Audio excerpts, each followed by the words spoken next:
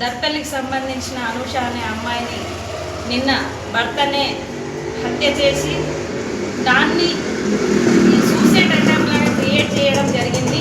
ఆ అమ్మాయికి సంబంధించిన ఏదైతే లక్ష్మాపూర్ వినోద్ కుమార్ ఉన్నాడో బేల్పూర్ మండలానికి సంబంధించి జాన్కంపేట్ గ్రామానికి చెందిన ఆయనే తనను పెళ్లి చేసుకొని కూడా దాదాపు 9-10 సంవత్సరాలు అవుతుంది. 2 మగపిల్లలు ఉన్నారు.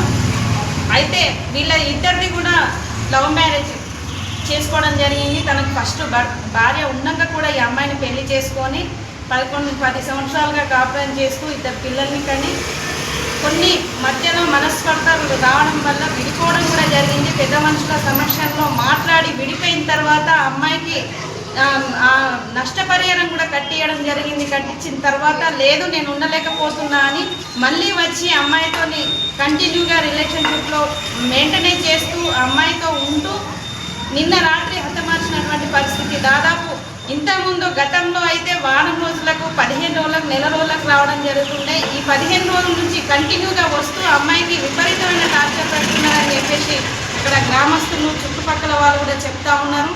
వీడికి మద్దతుగా పోలీస్ డిపార్ట్మెంట్ కూడా ఉంది అనేది అందరూ అనుమానం వ్యక్తం చేస్తూ ఉన్నారు. ఎందుకంటే అమ్మాయిని చంపేసి 2 రోజులు గడుస్తున్నా కూడా రిమాండ్కి పంపించలేని పరిస్థితిలో పోలీసు సిబ్బంది ఉన్నది. కాబట్టి ఈ ఇష్యూ ఏదైతే ఉందో దీనిపై ప్రత్యేక దృష్టి పెట్టి వాడికి శిక్ష పడే విధంగా పోలీస్ సిబ్బంది ఏర్పాటు చేయాలని చెప్పేసి ఐఫా మహిళా సంఘంగా డిమాండ్ చేస్తున్నాం. రేపు అమ్మాయి కుటుంబానికి న్యాయం జరగకపోతే ఆందోళన కార్యక్రమాలు చేపడతామని హెచ్చరిస్తా ఉన్నాం.